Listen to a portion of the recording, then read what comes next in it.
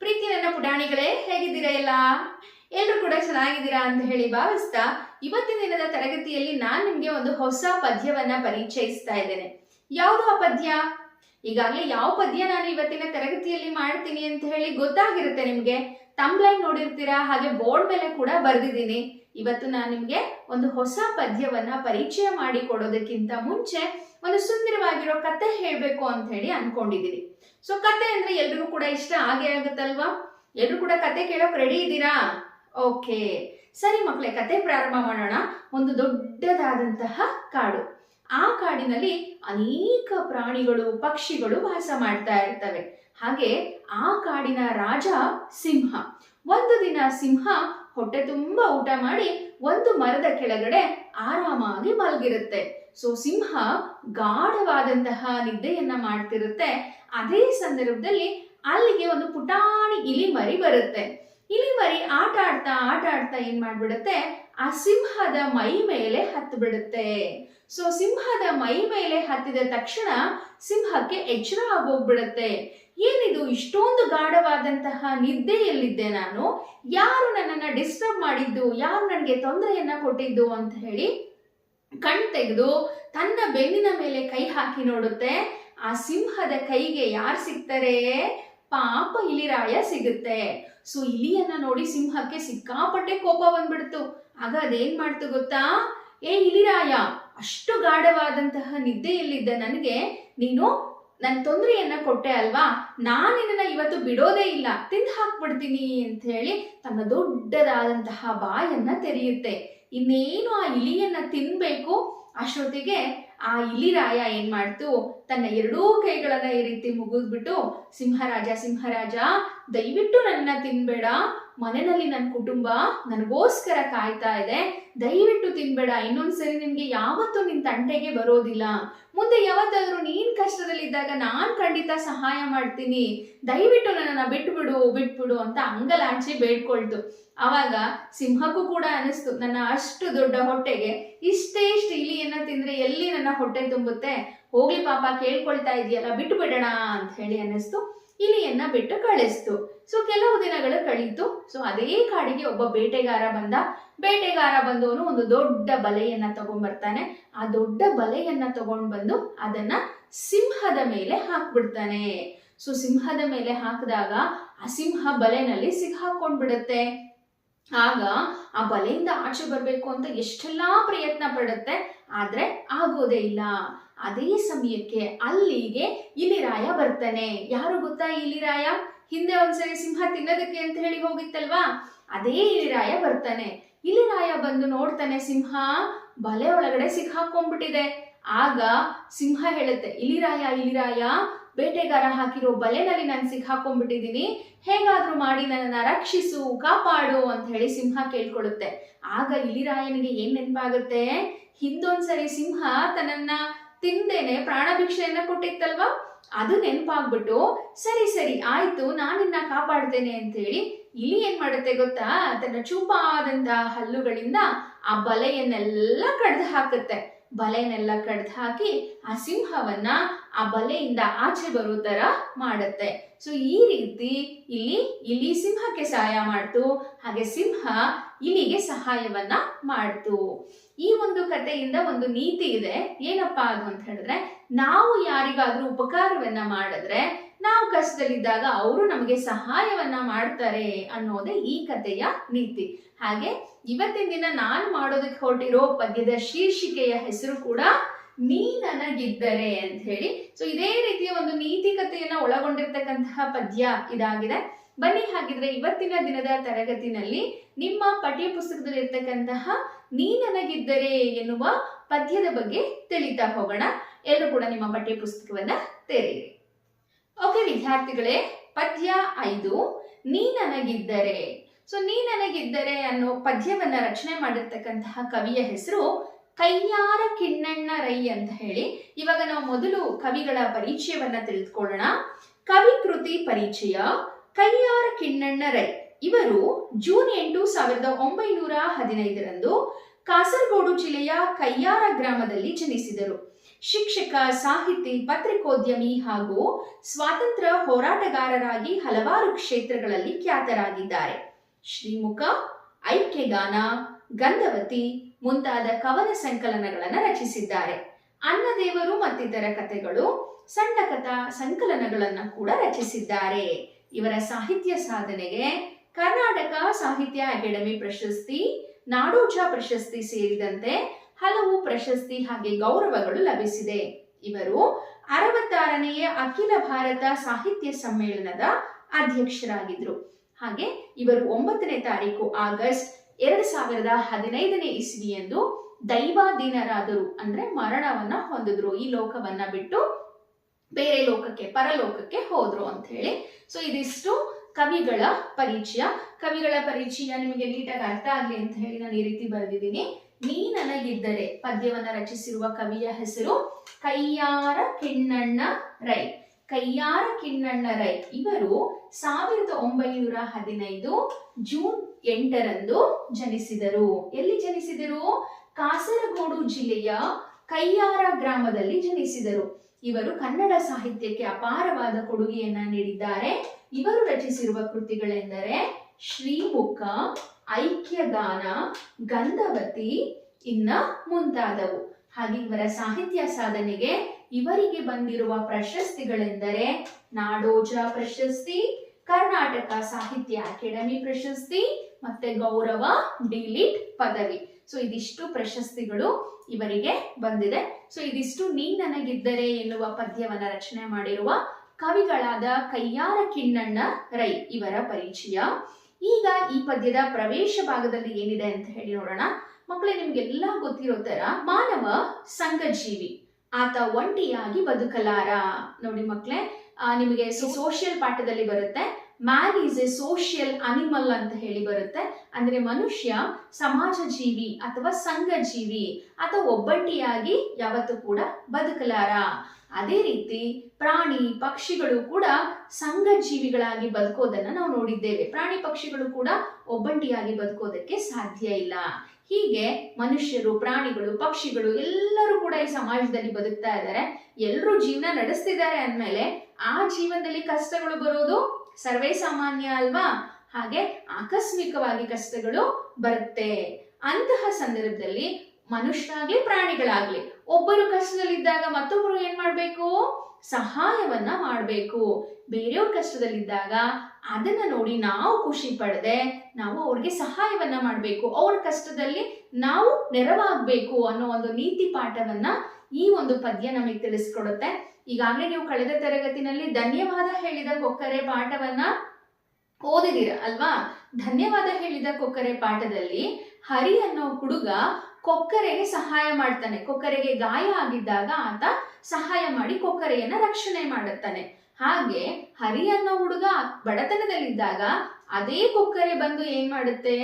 ಹರಿಗೆ ಪೀತಾಂಬರವನ್ನ ನೇಯ್ದು ಕೊಡುತ್ತೆ, ರೇಷ್ಮೆ ಬಟ್ಟೆಯನ್ನ ನೇಯ್ದು ಕೊಡುತ್ತೆ ಅಲ್ವಾ? ಇಲ್ಲಿ ಒಬ್ಬರಿಗೊಬ್ಬರು ಸಹಾಯ ಮಾಡಿದ್ರು ಅಲ್ವಾ? ಸೊ ಅದೇ ರೀತಿ ನೀತಿಕತೆಯನ್ನ ಒಳಗೊಂಡಿರ್ತಕ್ಕಂತಹ ಪದ್ಯ ಇದಾಗಿದೆ. ಎಲ್ಲರೂ ಕೂಡ ಪದ್ಯವನ್ನ ನೋಡ್ಕೊಳ್ಳಿ. ಒಂದ್ಸರಿ ನಾನು ಓದ್ತೇನೆ. ಪದ್ಯ ನೀ ನನಗಿದ್ದರೆ. ಕವಿ ಕಯ್ಯಾರ ಕಿಣ್ಣಣ್ಣ ರೈ. ಸಂತೆಗೆ ಹೋದನು ಭೀಮಣ್ಣ, ಹಿಂಡಿಯ ಕೊಂಡನು 10 ಮಣ. ಕತ್ತೆಯ ಬೆನ್ನಿಗೆ ಹೇರಿಸಿದ, ಕುದುರೆಯ ಜೊತೆಯಲ್ಲಿ ಸಾಗಿಸಿದ. ಕತ್ತೆಯು ಅರಚಿತು ಓ ಗೆಳೆಯ, ಅರ್ಧವ ನೀಹೊರು ದಮ್ಮಯ್ಯ.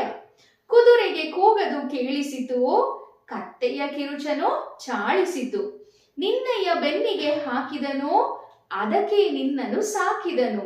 ನೀನೇ ಹೊತ್ತುಕೋ ಬೇಗ ನಡಿ, ದಣಿಯದ ಬರುವನು ಹಾದಿ ಹಿಡಿ. ನಡುಗಿತು ಕತ್ತೆಯ ಕೈಕಾಲು, ಬಿದ್ದಿತು ಭೂಮಿಗೆ ಕಂಗಾಲು. ಬಂದನು ಆಗಲೇ ಭೀಮಣ್ಣ, ಕುದುರೆಗೆ ಹೊರಿಸಿದ 10 ಮಣ. ಹೊತ್ತಿತು ಕುದುರೆಯು ಹೊರೆಯನ್ನ, ಅತ್ತಿತು ಬಗ್ಗಿಸಿತದು ಬೆನ್ನ. ಕುದುರೆಯು ಬೇಡಿತು ಕತ್ತೆಯನು, ಮರೆಯನು ನಿನ್ನುಪಕಾರವನು. ಒಂದಿಷ್ಟಾದರೂ ಹೊತ್ತು ಬಿಡು, ನನ್ನಯ್ಯ ಪ್ರಾಣವ ಉಳಿಸಿಕೊಡು. ಕತ್ತೆಯು ಹೇಳಿತು ಹಿಗ್ಗಿನಲಿ, ಆಗೇ ನಂದಿಯ ಸೊಕ್ಕಿನಲಿ. ನನ್ನಯ್ಯ ಕಷ್ಟದಿ ಹಿಗ್ಗಿದ್ದಿ, ಬಂತೆ ಈಗಲಾದರೂ ಬುದ್ಧಿ. ನೀ ನನಗಿದ್ದರೆ ನಾ ನಿನಗೆ, ನೆನಪಿರಲಿ ನುಡಿ ನಿಮ್ಮೊಳಗೆ. ಎಷ್ಟು ಚೆನ್ನಾಗಿತ್ತಲ್ವಾ ಪದ್ಯ. ಪದ್ಯ ಓದಿದ ತಕ್ಷಣನೇ ಎಲ್ರಿಗೂ ಕೂಡ ಅರ್ಥ ಆಯ್ತು ಅಂತ ಅನ್ಕೊಂತೀನಿ. ಮಕ್ಕಳೇ, ಇವಾಗ ಈ ಪಾಠದಲ್ಲಿ ಅಥವಾ ಈ ಪದ್ಯದಲ್ಲಿ ಬಂದಿರತಕ್ಕಂತಹ ಪದಗಳು ಹಾಗೆ ಅವುಗಳಿಗೆ ಅರ್ಥವನ್ನ ನಾನು ನಿಮ್ಗೆ ತಿಳಿಸ್ಕೊಡ್ತೇನೆ. ಪದಗಳ ಅರ್ಥ ಟೆಕ್ಸ್ಟ್ ಬುಕ್ ಅಲ್ಲಿ ಬರ್ಕೊಳ್ಳಿ. ಹೊರೆ, ಭಾರ, ಕಂಗಾಲು, ಅಶಕ್ತವಾಗು, ಉಪಕಾರ, ಸಹಾಯ, ಸೊಕ್ಕು, ಗರ್ವ, ಹಿಗ್ಗು, ಸಂತೋಷ, ಚಾಳಿಸು, ಹೀಯಾಳಿಸು. ಇದಿಷ್ಟು ಈ ಪದ್ಯದಲ್ಲಿರ್ತಕ್ಕಂತಹ ಪದಗಳಿಗೆ ಅರ್ಥಗಳು. ಓಕೆನಾ? ಇವಾಗ ನಾನು ಒಂದೊಂದೇ ಪದ್ಯ ಭಾಗವನ್ನ ಓದಿ ಅದರ ಅರ್ಥವನ್ನ ಹೇಳ್ತಾ ಹೋಗ್ತೇನೆ. ಸಂತೆಗೆ ಹೋದನು ಭೀಮಣ್ಣ. ಇಲ್ಲಿ ಭೀಮಣ್ಣ ಅನ್ನೋ ಒಬ್ಬ ವ್ಯಕ್ತಿ ಇರ್ತಾನೆ. ಆತ ಒಂದು ದಿನ ಸಂತೆಗೆ ಹೋಗ್ತಾನೆ. ಸಂತೆಗೆ ಹೋದಂತಹ ಭೀಮಣ್ಣ ಏನ್ ಮಾಡ್ದ? ಹಿಂಡಿಯ ಕೊಂಡನು 10 ಮಣ. ಹಿಂಡಿ ಅಂದ್ರೆ ದನ ಕರುಗಳಿಗೆ ನೀಡ್ತಕ್ಕಂತಹ ಆಹಾರ. ಎಣ್ಣೆಯ ಕಾಳುಗಳಿಂದ ರಸ ತೆಗೆದ ಮೇಲೆ ಉಳಿಯುತ್ತಲ್ವಾ ಶೇಷ, ಅದನ್ನ ಚರಟ ಅಂತ ಹೇಳಿ ಕೂಡ ಕರೀತಾರೆ. ಅದನ್ನ ಹಿಂಡಿ ಅಂತ ಹೇಳಿ ಕರೀತಾರೆ. ಮನೆಯಲ್ಲಿ ಹಸುಗಳಿದ್ರೆ, ಎಮ್ಮೆಗಳಿದ್ರೆ ಅವುಗಳಿಗೆ ಮುಸುರೆ ಕುಡಿಸುವ ಸಂದರ್ಭದಲ್ಲಿ ಹಿಂಡಿಯನ್ನ ಸ್ವಲ್ಪ ಅದರಲ್ಲಿ ಹಾಕ್ಬಿಟ್ಟು ಕುಡಿಸ್ತಾರೆ. ಓಕೆನಾ? ನೋಡಿರ್ಬೋದು ಗ್ರಾಮೀಣ ವಿಭಾಗದ ಮಕ್ಕಳು. ಇಲ್ಲಿ ಸಂತೆಗೆ ಭೀಮಣ್ಣ ಹೋಗಿ ಏನ್ ಮಾಡ್ದ? ಹಿಂಡಿಯನ್ನ ತಗೊಳ್ತಾನೆ. 10 ಮಣ. ಮಣ ಅಂತ ಹೇಳಿದ್ರೆ ತೂಕದ ಒಂದು ಪ್ರಮಾಣ. ಇಲ್ಲಿ ಭೀಮಣ್ಣ ಸಂತೆಗೆ ಹೋದವನೆ ಒಂದಲ್ಲ ಎರಡಲ್ಲ, ಎಷ್ಟು ಮಣ ಹಿಂಡಿಯನ್ನ ತಗೊಳ್ತಾನೆ? 10 ಮಣ ಹಿಂಡಿಯನ್ನ ತಗೊಳ್ತಾನೆ. ತಗೊಂಡವನೆ ಏನ್ ಮಾಡ್ದ? ಆತನ ಹತ್ರ ಒಂದು ಕತ್ತೆ ಇತ್ತು, ಮತ್ತೆ ಒಂದು ಕುದುರೆ ಇತ್ತು. ಎರಡನ್ನು ಕೂಡ ಆತ ಸಾಕಿರ್ತಾನೆ. ಹಿಂಡಿಯನ್ನ ತಗೊಂಡವನೆ ಭೀಮಣ್ಣ ಅದನ್ನ ಕತ್ತೆಯ ಬೆನ್ನಿಗೆ ಹೇರಿಸಿದ. ತಗೊಂಡ ತಕ್ಷಣ ಏನ್ ಮಾಡ್ದ? ಆ ಹೊರೆಯನ್ನ ಆತ ಕತ್ತೆಯ ಬೆನ್ನಿನ ಮೇಲೆ ಹಾಕ್ತಾನೆ. ಸಾಮಾನ್ಯವಾಗಿ ಕತ್ತೆಯನ್ನ ಸಾಕೋದು ಏನಕ್ಕೆ ಅಂತ ನಿಮಗೆ ಗೊತ್ತಿರ್ಬೋದು. ಅಗಸರೆಲ್ಲ ಕತ್ತೆ ಸಾಕ್ತಾರೆ ಅದ್ರ ಮೇಲೆ ಬಟ್ಟೆ ಹೊತ್ಕೊಂಡು ಹೋಗಕ್ಕೆ ಅಂತ ಹೇಳಿ ಅಲ್ವಾ? ಅದೇ ರೀತಿ ಇಲ್ಲಿ ಭೀಮಣ್ಣ ಏನ್ ಮಾಡ್ದ? 10 ಮಣ ಹಿಂಡಿಯನ್ನ ಕತ್ತೆಯ ಬೆನ್ನಿನ ಮೇಲೆ ಹೊರಿಸ್ತಾನೆ. ಹಾಗೆ ಭೀಮಣ್ಣ, ಕತ್ತೆ ಮತ್ತೆ ಕುದುರೆ 3 ಜನ ಅವರ ಊರಿಗೆ ವಾಪಸ್ಸು ಹೋಗ್ತಾ ಇದ್ದಾರೆ. ಕತ್ತೆಯು ಅರುಚಿತು ಓ ಗೆಳೆಯ. ಭೀಮಣ್ಣ ಅಲ್ಲೆಲ್ಲೋ ಹಿಂದೆ ಬರ್ತಿರ್ತಾನೆ. ಆ ಸಂದರ್ಭದಲ್ಲಿ ಪಾಪ ಇದುವರೆಗೂ ಕತ್ತೆ ಸಾಕಷ್ಟು ದೂರ ಭಾರವನ್ನ ಹೊತ್ಕೊಂಡು ಬಂದ್ಬಿಟ್ಟಿದೆ. ಅದಕ್ಕೆ ತುಂಬಾ ಭಾರ ಅಂತ ಅನಿಸ್ತಿದೆ, ಬೆನ್ನೆಲ್ಲ ನೋವಾಗ್ತಿದೆ. ಆ ಸಂದರ್ಭದಲ್ಲಿ ಕತ್ತೆ ಜೋರಾಗಿ ಕಿರ್ಚೋದಕ್ಕೆ ಶುರು ಮಾಡುತ್ತೆ. ಯಾರಿಗೆ? ಓ ಗೆಳೆಯ. ಯಾರು ಇಲ್ಲಿ ಗೆಳೆಯ? ಕುದುರೆ. ಕುದುರೆಗೆ ಜೋರಾಗಿ ಕಿರ್ಚಿ ಏನಂತ ಹೇಳ್ತಾ ಇದೆ? ಅರ್ಧವ ನೀ ಹೊರು ದಮ್ಮಯ್ಯ. ದಮ್ಮಯ್ಯ ಅಂದ್ರೆ ಪ್ಲೀಸ್ ಅಂತ ಹೇಳ್ತಾರಲ್ಲ, ಆತರ ನೀನ್ ದಮ್ಮಯ್ಯ ಅಂತೀನಿ, ನನ್ಗೆ ತುಂಬಾ ಭಾರ ಆಗ್ತಿದೆ, ನನಗೆ ನಡೆಯೋಕ್ ಕೂಡ ಆಗ್ತಾ ಇಲ್ಲ. ನೀನು ಅರ್ಧ ಭಾರವನ್ನ ಹೊರ್ತೀಯ, 10 ಮಣದಲ್ಲಿ ನೀನು ಸ್ವಲ್ಪ ಭಾರವನ್ನ ತಗೊಳ್ತೀಯ, ಅವಾಗ ನನಗೂ ಕೂಡ ತೂಕ ಕಡಿಮೆ ಆಗುತ್ತೆ, ನಾನು ಕೂಡ ಆರಾಮಾಗಿ ನಡೀಬಹುದು ಅಂತ ಹೇಳಿ ಕತ್ತೆ ಹೇಳುತ್ತೆ. ಕುದುರೆ ಇದನ್ನೆಲ್ಲ ಕೇಳಿಸ್ಕೊಳ್ಳುತ್ತೆ, ಕತ್ತೆ ಹೇಳದ್ನೆಲ್ಲ. ಯಾಕಂದ್ರೆ ಕುದುರೆ ಮುಂದೆ ಹೋಗ್ತಿರುತ್ತೆ ನೋಡಿ. ಕತ್ತೆ ಹೇಳೋದನ್ನೆಲ್ಲ ಕೇಳಿಸ್ಕೊಂಡ್ಬಿಟ್ಟು ಏನಂತ ಹೇಳ್ತಾ ಇದೆ? ಕತ್ತೆಯ ಕಿರುಚನು ಚಾಳಿಸಿತು. ಕತ್ತೆ ಕಡೆ ತಿರುಗು ನೋಡ್ಲಿಲ್ಲ, ಹೀಯಾಳಿಸ್ತಾ ಇದೆ, ಅದಕ್ಕೊಂದ್ ರೀತಿ ಅವಮಾನ ಮಾಡ್ತಾ ಇದೆ, ತೊಂದರೆಯನ್ನ ಕೊಡ್ತಾ ಇದೆ, ಪೀಡಿಸ್ತಾ ಇದೆ. ಏನಂತ ಹೇಳ್ತಾ ಇದೆ? ನಿನ್ನಯ ಬೆನ್ನಿಗೆ ಹಾಕಿದನು, ಅದಕ್ಕೆ ನಿನ್ನನ್ನು ಸಾಕಿದನು. ಏನಪ್ಪಾ ಭಾರ ಆಗ್ತಿದ್ಯಾ ನಿನಗೆ? ಭೀಮಣ್ಣ ನಿನ್ನನ್ನ ಏನಕ್ಕೆ ಸಾಕಿದಾನೆ ಅಂತ ಅನ್ಕೊಂಡಿದ್ಯಾ? ನಿನ್ನ ಸಾಕಿರೋದೇ ಭಾರ ಹೊರೋದಕ್ಕೆ ಅಂತ ಹೇಳಿ. ಅದಕ್ಕೇನೆ ನಿನ್ನಯ ಬೆನ್ನಿಗೆ ಹಾಕಿದನು. ಅದಕ್ಕೇನೆ ಏನ್ ಮಾಡ್ದ ಭೀಮಣ್ಣ? 10 ಮಣ ಭಾರವನ್ನ ನಿನ್ ಮೇಲೆ ಹೊರಿಸ್ದ. ಅದಕ್ಕೇನೆ ಅವ್ನು ನಿನ್ನನ್ನ ಸಾಕಿರೋದು. ನಿನ್ ಮೇಲೆ ಪ್ರೀತಿ ಇತ್ತೇನಾರು ಸಾಕಿದಾನೆ ಅಂತ ಅನ್ಕೊಂಡಿದ್ಯಾ? ಇಲ್ಲ, ನೀನಿರೋದೇ ಭಾರ ಹೊರೋದಕ್ಕೆ. ನೀನೇ ಹೊತ್ತು ಬೇಗ ನಡಿ, ನಿನ್ನ ಭಾರವನ್ನ ನೀನೇ ಹೊತ್ಕೋಬೇಕು, ಯಾರು ನಿನ್ ಭಾರ ಕಮ್ಮಿ ಮಾಡಲ್ಲ, ಹೋಗು ಬೇಗ ಬೇಗ ಹೋಗು ಅಂತ ಹೇಳಿ ಕುದುರೆ ಹೇಳ್ತಂತೆ. ಅಷ್ಟೇ ಅಲ್ಲ, ದಣಿಯದು ಬರುವನು ಹಾರೀಡಿ. ಹಿಂದೆ ನೋಡು ದಣಿ ಬರ್ತಿದ್ದಾನೆ, ನೀನೇನಾದ್ರೂ ಮುಂದೆ ನಡ್ಕೊಂಡು ಹೋಗಿಲ್ಲ ಅಂದ್ರೆ ಅವನ ಹತ್ರ ಒದೆ ತಿಂತೀಯ, ಹೋಗು ದಾರಿ ಹಿಡ್ಕೊಂಡು ಮುಂದೆ ಹೋಗು ಬೇಗ ಬೇಗ ಅಂತ ಹೇಳಿ ಕುದುರೆ ಹೇಳ್ತಾ ಇದೆಯಂತೆ. ಪಾಪ ಇಲ್ಲಿ ಕತ್ತೆಗೆ ಸುಸ್ತಾಗ್ಬಿಟ್ಟಿದೆ, ನಡುಗಿತು ಕತ್ತೆಯ ಕೈ ಕಾಲು. ಇದುವರೆಗೂ ಸುಮಾರು ದೂರ ಬಂದ್ಬಿಟ್ಟಿದೆ. ಪಾಪ ಅಷ್ಟು ತೂಕವನ್ನ ಹೊತ್ಕೊಂಡು ಅದರ ಕೈ ಕಾಲು ಎಲ್ಲ ನಡ್ಗೋದಕ್ ಶುರು ಆಯ್ತು. ಇನ್ ಮುಂದೆ ಅದಕ್ಕೆ ಹೆಜ್ಜೆನೂ ಇಡಕ್ಕಾಗಲಿಲ್ಲ, ಅದು ಬಿದ್ಬಿಡ್ತು. ಬಿದ್ದಿತ್ತು ಭೂಮಿಗೆ ಕಂಗಾಲು. ದಿಕ್ಕೇ ತೋಚ್ದಂಗಾಗಿ ಶಕ್ತಿ ಇಲ್ದಂಗ ಆಗ್ಬಿಟ್ಟು ಅದು ನೆಲಕ್ಕೆ ಬಿದ್ದು ಹೋಗ್ಬಿಡ್ತು. ಕತ್ತೆ ನೆಲಕ್ಕೆ ಬಿದ್ದೋದ ತಕ್ಷಣ ಭೀಮಣ್ಣ ಏನ್ ಮಾಡ್ದ, ಆ 10 ಮೊಳ ತೂಕ ಏನಿತ್ತಲ್ವಾ ಅದನ್ನ ಯಾರ ಮೇಲೆ ಹೊರಿಸ್ದ? ಎಸ್, ವೆರಿ ಗುಡ್, ಅದನ್ನ ಕುದುರೆಯ ಮೇಲೆ ಹೊರಿಸಿದ. ಆಗ್ಲೇ ಕತ್ತೆ ಬಿದ್ದಿದ್ದನ್ನ ನೋಡಿದ ತಕ್ಷಣ ಭೀಮಣ್ಣ ಬಂದ. ಭೀಮಣ್ಣ ಏನ್ ಮಾಡ್ದ, ಆ ಕತ್ತೆ ಮೇಲೆ 10 ಮೊಳವನ್ನ ಹೊರಿಸ್ಬಿಟ್ಟ. ಅಷ್ಟು ಒಂದ್ ಸ್ವಲ್ಪ ಹೊತ್ತಾಯ್ತು. ಅಷ್ಟೊತ್ತಿಗೆ ಕತ್ತೆ ಸ್ವಲ್ಪ ಸುಧಾರಿಸ್ಕೊಳ್ತು. ಸುಧಾರಿಸ್ಕೊಂಡಾದ್ಮೇಲೆ ಕತ್ತೆ ನಿಧಾನಕ್ಕೆ ನಡ್ಕೊಂಡು ಹೋಗ್ತಾ ಇದೆ. ಮುಂದೆ ಕುದುರೆ ಹೊರೆಯನ್ನ ಹೊತ್ಕೊಂಡು ಹೋಗ್ತಾ ಇದೆ. ಹೊತ್ತಿತ್ತು ಕುದುರೆಯು ಹೊರೆಯನ್ನ, ಹೊರೆ ಅಂದ್ರೆ ಭಾರ, ಆ ಭಾರವನ್ನ ಹೊತ್ಕೊಂಡು ಕುದುರೆ ಹೋಗ್ತಾ ಇದೆ. ಅತ್ತಿತ್ತು, ಬಗ್ಗಿಸಿತದು ಬೆನ್ನ. ಕುದುರೆಗೂ ಕೂಡ ಸಿಕ್ಕಾಪಟ್ಟೆ ಬೆನ್ನು ಬಂದ್ಬಿಡ್ತು. ಅಳ್ತಾ ಇದೆ ಅದು. ಅದ್ರ ಬೆನ್ನು ಈ ರೀತಿ ಬಾಗಿ ಹೋಗ್ಬಿಟ್ಟಿದೆ. ಕುದುರೆಯು ಬೇಡಿತು ಕತ್ತೆಯನ್ನು. ನೋಡಿ, ಇಲ್ಲಿ ಕುದುರೆ ಬೇಡ್ಕೊಳ್ತಾ ಇದೆ ಇವಾಗ ಕತ್ತೆಗೆ. ಏನಂತ? ಮರೆಯನು ನಿನ್ನುಪಕಾರವನು. ನೀನ್ ಇವಾಗ ನನಗೆ ಸಹಾಯ ಮಾಡಿದ್ರೆ ಇನ್ಮೇಲೆ ಯಾವತ್ತೂ ಕೂಡ ನಿನ್ನ ಉಪಕಾರವನ್ನ ನಾನು ಮರೆಯೋದಿಲ್ಲಪ್ಪ. ಒಂದಿಷ್ಟಾದರೂ ಹೊತ್ತು ಬಿಡು. ಈ 10 ಮೊಳ ತೂಕವನ್ನ ನನ್ನ ಕೈನಲ್ಲಿ ಹೊರಕ್ ಆಗ್ತಿಲ್ಲ, ದಯವಿಟ್ಟು ನೀನು ಸ್ವಲ್ಪ ಹೊರು ಅಂತ ಹೇಳ್ಬಿಟ್ಟು ಇಲ್ಲಿ ಕುದುರೆ ಕತ್ತೆಗೆ ಕೇಳ್ತಾ ಇದೆ. ಅಷ್ಟೇ ಅಲ್ಲ, ದೈನ್ಯದಿಂದ ನನ್ನಯ್ಯ ಪ್ರಾಣವ ಉಳಿಸಿಕೊಡು ಅಂತ ಕೇಳ್ತಾ ಇದೆ. ಇಷ್ಟೊಂದು ಭಾರ ಹೊತ್ಬಿಟ್ರೆ ನನ್ನ ಬೆನ್ನು ಮುರಿದು ಹೋಗ್ಬಿಡುತ್ತೆ, ನಾನು ಸತ್ ಹೋಗ್ಬಿಡ್ತೀನಿ. ದಯವಿಟ್ಟು ನೀನು ಸ್ವಲ್ಪ ಈ ಭಾರದಲ್ಲಿ ಸ್ವಲ್ಪ ತೆಗೆದುಕೊಂಡು ನನ್ನ ಜೀವವನ್ನ ಉಳಿಸು, ನನ್ನ ಪ್ರಾಣವನ್ನ ಉಳಿಸಿಕೊಡು ಅಂತ ಕೇಳ್ತಾ ಇದೆ. ಕತ್ತೆಯು ಹೇಳಿತು ಹಿಗ್ಗಿನಲ್ಲಿ. ಕುದುರೆ ಕಷ್ಟ ನೋಡ್ಬಿಟ್ಟು ಇಲ್ಲಿ ಕತ್ತೆಗೆ ಸಂತೋಷ ಆಗ್ತಿದೆ. ಯಾಕೆ ಅಂದ್ರೆ ಹಿಂದೊಮ್ಮೆ ಕತ್ತೆ ಇದೇ ರೀತಿಯ ಕಷ್ಟವನ್ನ ಅನುಭವಿಸಿದಾಗ ಕುದುರೆ ಅಸಡ್ಡೆಯಾಗಿ ಮಾತಾಡಿತ್ತು ಅಲ್ವಾ, ಅದ್ರ ತೊಂದರೆಗೆ ಇದು ಸ್ಪಂದಿಸ್ಲೇ ಇಲ್ಲ. ಸೊ ಇವಾಗ ಕತ್ತೆಗೆ ತುಂಬಾ ಸಂತೋಷ ಆಗ್ಬಿಟ್ಟಿದೆ ಕುದುರೆಯ ಪರಿಸ್ಥಿತಿಯನ್ನ ನೋಡಿ. ಆಗ ಕೇಳ್ತಾ ಇದೆ ಕುದುರೆಗೆ, ಆಗೇ ನಂದಿಯ ಸೊಕ್ಕಿನಲ್ಲಿ, ನಾನು ಹಿಂದೆ ಇದೇ ರೀತಿ ಕಷ್ಟ ಪಡ್ತಿದ್ದೆ ತಾನೆ, ಅವಾಗ ನಾನು ಕೂಡ ನನಗೆ ಸಹಾಯ ಮಾಡು ಅಂತ ಕೇಳ್ದೆ ತಾನೆ, ಆಗ ನೀನು ಸೊಕ್ಕಿನಿಂದ ನನಗೆ ಏನಂತ ಹೇಳ್ದೆ, ನೆನ್ಪು ಮಾಡ್ಕೋ ಅಂತ ಹೇಳ್ತಾ ಇದೆ. ನನ್ನಯ್ಯ ಕಷ್ಟದಿ ನೀ ಹಿಗ್ಗಿದ್ದಿ, ಹಿಂದೆ ನನಗೂ ಕೂಡ ಇದೇ ರೀತಿ ಕಷ್ಟ ಬಂದಿತ್ತಲ್ವಾ, ಅವಾಗ ನೀನ್ ನನಗೆ ಸಹಾಯ ಮಾಡ್ದ, ಅದ್ರ ಬದಲು ನೀನೇನ್ ಮಾಡ್ದೆ, ನನ್ನ ಕಷ್ಟವನ್ನ ನೋಡಿ ನೀನು ಹಿಗ್ಗಿದ್ದಿ. ಹಿಗ್ಗಿದ್ದಿ ಅಂದ್ರೆ ಸಂತೋಷ ಪಟ್ಟಿದ್ದಿ. ಬಂತೆ ಈಗಲಾದರೂ ಬುದ್ಧಿ, ಈಗಾದ್ರೂ ನಿನಗೆ ಬುದ್ಧಿ ಬಂತ, ಅವಾಗ್ಲೇನೆ ನನ್ನ ಮಾತು ಕೇಳಿದ್ರೆ ನಾನು ನೀನು ಇಬ್ರು ಕೂಡ ಸ್ವಲ್ಪ ಭಾರವನ್ನ ಹೊತ್ಕೊಂಡು ಆರಾಮಾಗಿ ಹೋಗಿದ್ರೆ ಇಬ್ರಿಗೂ ತೊಂದರೆ ಆಗ್ತಾ ಇರ್ಲಿಲ್ಲ. ಆದ್ರೆ ಈಗಾದ್ರೂ ನಿನಗೆ ಬುದ್ಧಿ ಬಂತ, ನೀ ನನಗಿದ್ದರೆ ನಿನಗೆ, ನೀನು ನನ್ನ ಕಷ್ಟಕ್ಕೆ ಅವತ್ತಾಗಿದ್ದೆ ಅಂತ ಹೇಳಿದ್ರೆ ಖಂಡಿತ ನಾನು ಇವತ್ತು ನಿನಗೆ ಸಹಾಯವನ್ನ ಮಾಡೇ ಮಾಡ್ತಾ ಇದ್ದೆ. ನೆನಪಿರಲಿ ನುಡಿ ನಮ್ಮೊಳಗೆ. ಇವತ್ತೇ ಕೊನೆ, ಈ ಮಾತನ್ನ ನೀನು ಯಾವತ್ತೂ ಕೂಡ ನೆನ್ಪಿಡ್ಕೋ. ಯಾರೇ ಆಗ್ಲಿ ಅಥವಾ ನೀನು ನನ್ ಕಷ್ಟಕ್ಕಾದ್ರೆ ನಾನ್ ನಿನ್ ಕಷ್ಟಕ್ಕಾಗ್ತೀನಿ, ನೀನ್ ನನ್ಗೇನು ಸಹಾಯ ಮಾಡಿಲ್ಲ ಅಂದ್ರೆ ನಾನು ಯಾಕೆ ನಿನ್ಗೆ ಸಹಾಯ ಮಾಡ್ಬೇಕು ಅಂತ ಹೇಳಿ ಕತ್ತೆ ಕುದುರೆಗೆ ಹೇಳ್ತಂತೆ. ಇದೇ ರೀತಿ ಪ್ರಪಂಚ ಮಕ್ಕಳೇ, ನಾವ್ ಯಾರಿಗಾದ್ರೂ ಸಹಾಯ ಮಾಡಿದ್ರೆ ನಮ್ಗೆ ಮತ್ತೊಬ್ರು ಸಹಾಯ ಮಾಡ್ತಾರೆ.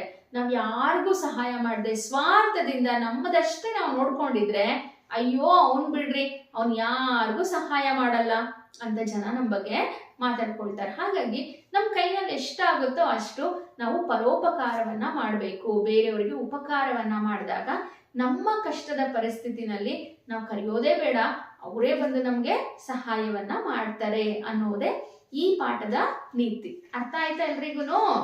ಸರಿ ಮಕ್ಕಳೇ, ಇವಾಗ ಈ ಪದ್ಯ ಏನಿದೆಯಲ್ವಾ, ಈ ಪದ್ಯದಲ್ಲಿ ನಾವು ಸಾಕಷ್ಟು ಪ್ರಾಸ ಪದಗಳನ್ನ ನೋಡ್ತೀವಿ. ಪ್ರಾಸ ಅಂತ ಹೇಳಿದ್ರೆ ರೈಮಿಂಗ್ ವರ್ಡ್ಸ್, ಒಂದೇ ರೀತಿಯ ಅಕ್ಷರಗಳಿಂದ ಪದಗಳಿಂದ ಎಂಡ್ ಆಗ್ತಕ್ಕಂತಹ ಪದಗಳಿಗೆ ನಾವು ಪ್ರಾಸ ಪದಗಳು ಅಂತ ಹೇಳಿ ಕರಿತೀವಿ. ಇಲ್ಲಿ ಯಾವ್ದ್ಯಾವ್ದು ಪ್ರಾಸ ಪದಗಳಿದೆ ಅಂತ ಹೇಳಿ ನಾನು ಹೇಳ್ತೀನಿ. ಪ್ರಾಸ ಪದಗಳು: ಹೇರಿಸಿದ, ಸಾಗಿಸಿದ, ನೋಡಿ ಇಲ್ಲಿ ಸೀದಾ ಸೀದಾ ಅಲ್ವಾ, ಕೇಳಿಸಿತು, ಚಾಳಿಸಿತು, ಕೈಕಾಲು, ಕಂಗಾಲು, ಹಿಗ್ಗಿನಲಿ, ಸೊಕ್ಕಿನಲಿ, ಹೊತ್ತು ಬಿಡು, ಉಳಿಸಿಕೊಡು. ಸೊ ಇದನ್ನೆಲ್ಲ ನಾವು ಪ್ರಾಸ ಪದಗಳು ಅಂತ ಹೇಳಿ ಕರಿತೀವಿ. ಸೊ ಇದೆಲ್ಲ ಪದಗಳ ಅರ್ಥಗಳು. ಹಾಗೆ ಇದು ಕವಿ ಪರಿಚಯ. ಇದಿಷ್ಟನ್ನ ನಿಮ್ಮ ಟೆಕ್ಸ್ಟ್ ಬುಕ್ ಅಲ್ಲಿ ಟಿಕ್ ಮಾಡ್ಕೊಳ್ಳಿ, ಹಾಗೆ ನಿಮ್ಮ ರಫ್ ಬುಕ್ ಅಲ್ಲಿ ಕೂಡ ಬರ್ಕೊಳ್ಳಿ ಅಂತೇಳಿ ಹೇಳ್ತಾ, ಇವತ್ತಿನ ತರಗತಿನಲ್ಲಿ ನಾನ್ ಮಾಡಿದಂತಹ ಪಾಠ ಹಾಗೆ ನಾನು ಹೇಳಿದಂತಹ ಕತೆ ನಿಮ್ಗೆ ಇಷ್ಟ ಆಗಿದ್ರೆ ಒಂದು ಲೈಕ್ ಮಾಡಿ, ಹಾಗೆ ವಿಡಿಯೋವನ್ನ ವೀಕ್ಷಿಸಿದ್ದಕ್ಕೆ ಧನ್ಯವಾದ.